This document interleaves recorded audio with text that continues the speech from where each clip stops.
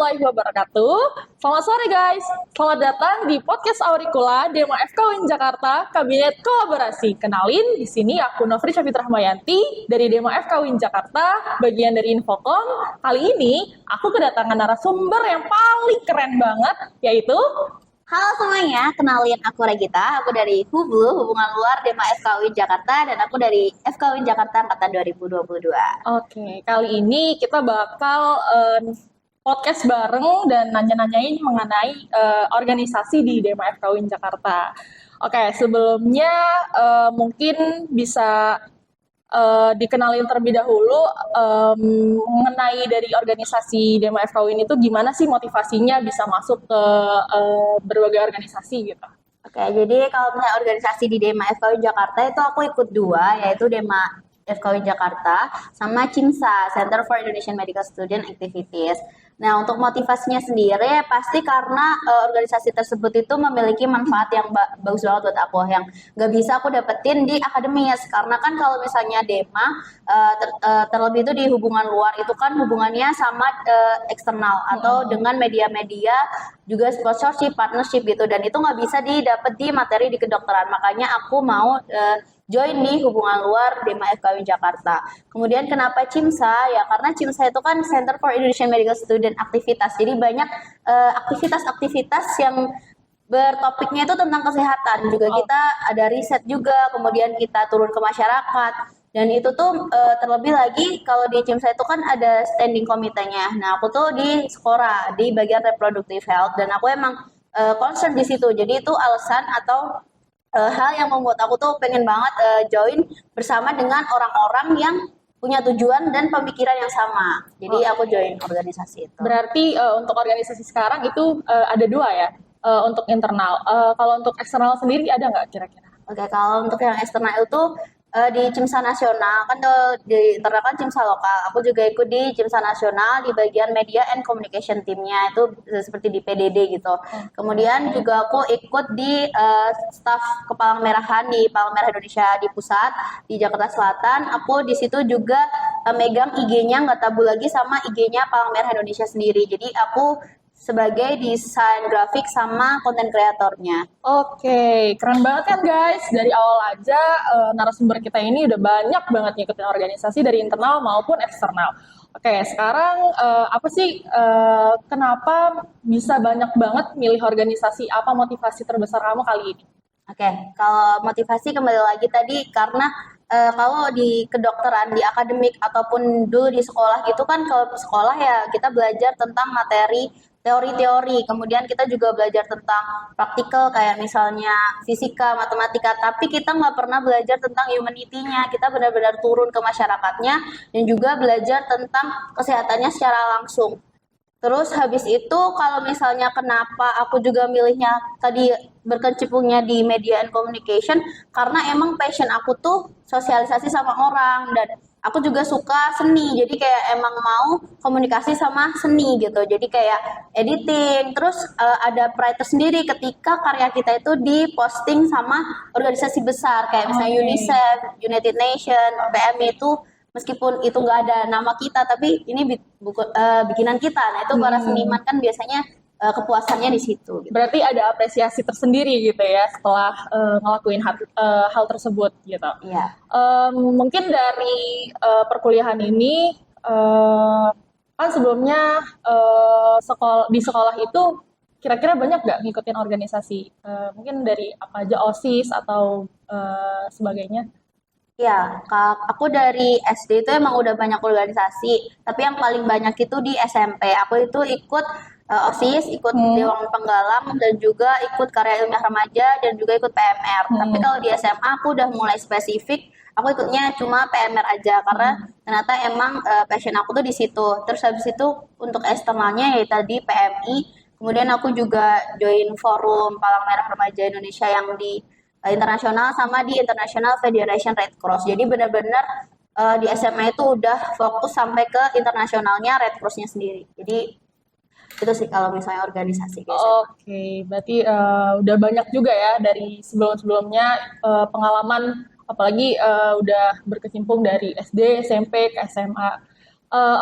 Dari beberapa organisasi yang udah diikutin, kira-kira ada ngerasa ke distract gak gitu, atau mungkin keganggu dari hal akademik ataupun juga eh, lainnya gitu. Eh, Kalau dari akademisi, jujur aku santai aja, jadi nggak pernah yang terpressure akan nilai atau apa gitu. Jadi menjalaninya tuh semuanya kayak santai. Kalau nggak bisa ya ya udah gitu. Jadi tipikal yang kayak tapi harus ngelakuin sebaik mungkin. Kayak misalnya dikasih tugas atau apa gitu juga dikerjain kayak tanggung jawab aja gitu.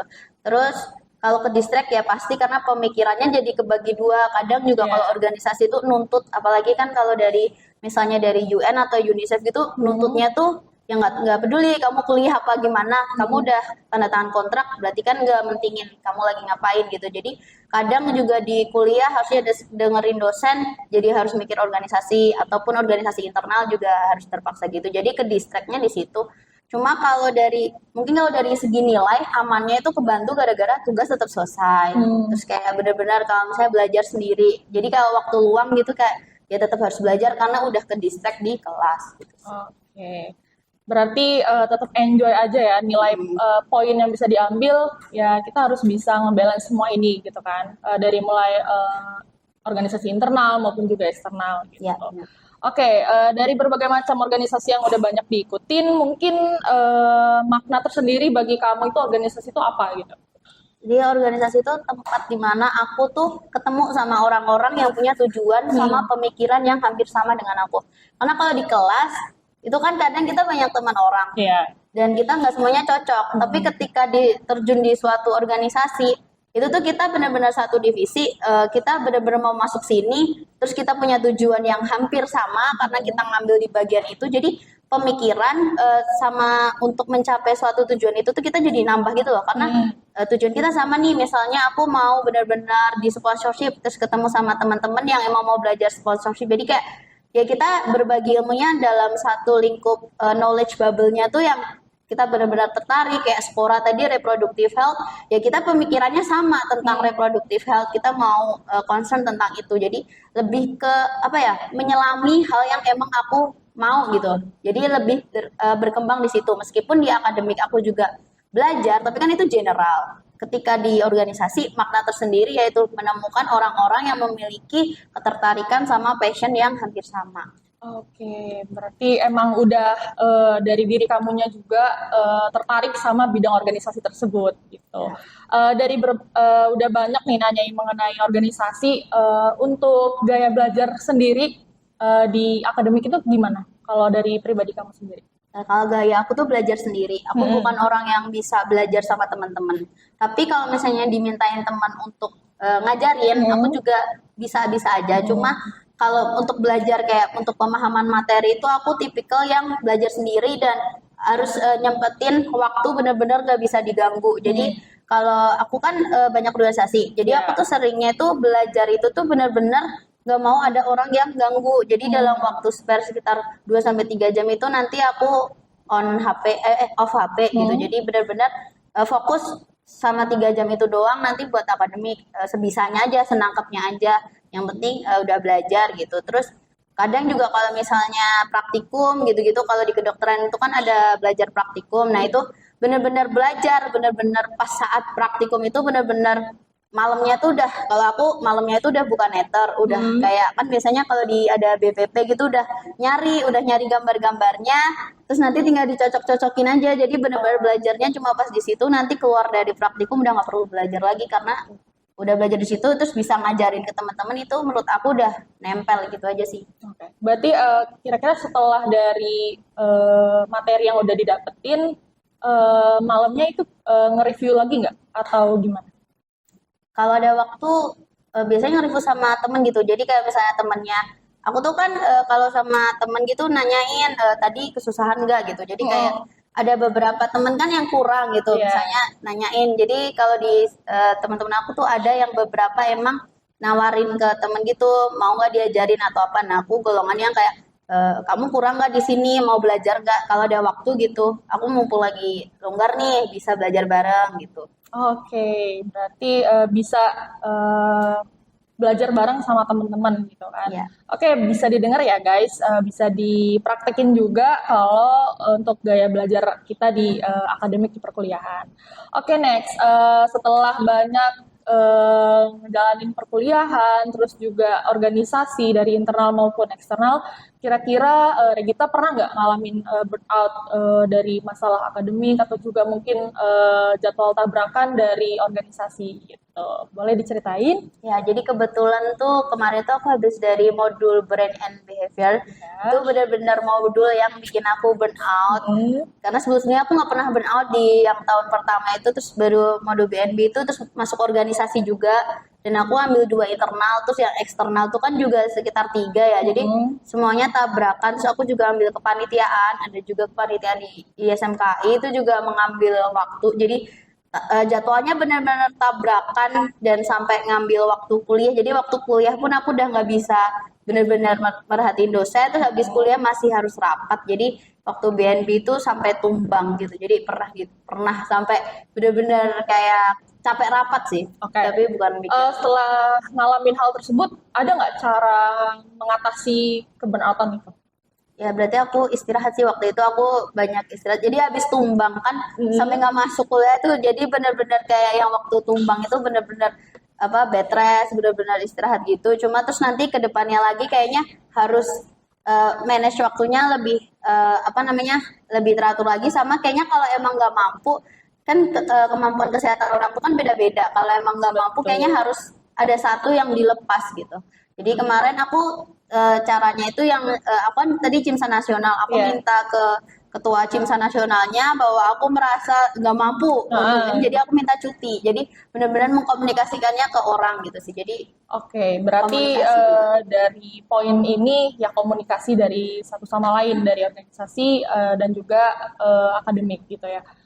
Mungkin dari organisasi sama perkuliahan, gimana sih cara kamu nge-manajemen waktu dari berbagai macamnya? Gitu. ya kalau manajemen waktunya itu aku nggak pernah kayak orang-orang kan biasanya kayak tanya tips manage waktu ke orang-orang itu ya. Menurut aku manage waktu itu nggak bisa ditanyain ke orang, jadi harus dibuat sendiri. Jadi kita paham kemampuan kesehatan kita tuh seberapa, terus aktivitas tuh kita seberapa, tanggung jawab kita itu seberapa. Karena aku tuh paling nggak suka ketika temen tuh nggak ngerjain tugas akademik gara-gara organisasi, ninggalin organisasi gara-gara alasan akademik. Menurut aku itu dua-duanya nggak bisa dibuat alasan gitu-gitu loh. Nggak ada yang lebih penting kayak akademik, non akademik nggak ada yang lebih penting. Kalau emang udah mau terjun di dua-duanya, ya harus bagi dua gitu loh. Harus ada yang emang dihilangin atau dikorbanin gitu. Jadi aku biasanya sih tetap bagi. Kalau misalnya aku udah organisasi ya akademik mau nggak mau emang harus dikorbanin dikit. Terus di organisasi juga mau nggak mau juga harus nggak boleh nggak boleh ada yang berat gitu loh. Iya, berarti harus tetap balance ya. Iya. Ketika kita udah berani terjun di organisasi, ya kita harus terima semua konsekuensinya. Iya. Gitu. Berarti bukan korban perasaan kan? Udah bukan dong. Oke. Oke, boleh next. Sekarang kita nanya mengenai ada tuh kan namanya julukan independent woman. Nah, itu gimana tuh? Menurut kamu menanggapi hal dari kata-kata independent woman tuh gimana? Boleh di-spill? Independent woman tuh mungkin kayak lebih ke karakter wanita yang kuat yang bisa apa-apa sendiri. Tapi aku kayaknya kurang setuju deh, karena Gimana? kita kan makhluk sosial ya. Iya. Mau nggak mau kita nggak bisa hidup sendiri. Kalau kayak gitu kesannya kayak arogan gitu loh.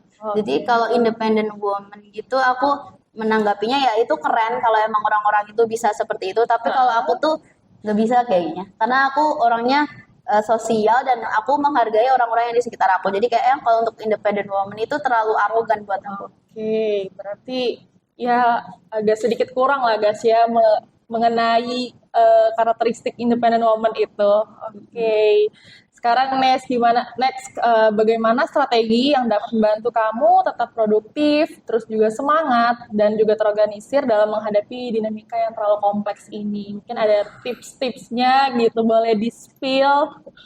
Supporting system kayaknya. Oke. Jadi kalau aku tuh tiap mau kalau misalnya burnout gitu selalu cerita ke ibu, terus kayak minta didoain gitu, apalagi kalau sakit atau mau ujian gitu minta doa ibu biar kayak lancar gitu-gitu. Terus kayak di sini juga sehat-sehat gitu. Terus habis itu juga makan yang cukup, punya teman-teman yang baik. Kalau misalnya apa-apa juga teman kita tuh nggak dukun gitu loh, nggak bisa baca pikiran kita. Jadi kita juga harus komunikasi ke teman, iya aku lagi sakit nih, aku lagi pusing nih. Jadi kayak cobalah untuk jujur gitu loh ke teman, karena teman kan nggak ngurusin hidup kamu doang gitu loh. Betul banget. Jadi Berarti komunikasi. poin-poinnya tadi itu komunikasi, terus juga tadi cerita ke keluarga gitu. Ya. Oke, motivasi kepada Regita sendiri biar pendengar podcast Auricula ini tetap semangat dan nggak pantang menyerah gitu gimana? Jadi hidup itu simple, jangan dibikin ribet. Kalau misalnya nggak bisa, ya seenggaknya udah nyoba. Karena kalaupun gagal juga masih bisa bangkit lagi. Nggak bikin kamu mati gitu loh. Nggak usah apa-apa tuh dibikin terlalu gede atau terlalu ribet. Jalanin aja apa yang ada. Kalau udah dipilih, kalau emang nggak bisa mundur lagi, ya terus forward ke depan. Boleh didengar guys tips-tips dari narasumber keren kita pada sore hari ini. Terima kasih banyak atas semua tips-tips dan juga ceritanya dari Regita, dari aku Nafisa Fitrahmayanti. Sekian dari Regita. Sampai jumpa. Oke, Ya, Auricula. Assalamualaikum warahmatullahi wabarakatuh. Waalaikumsalam warahmatullahi wabarakatuh.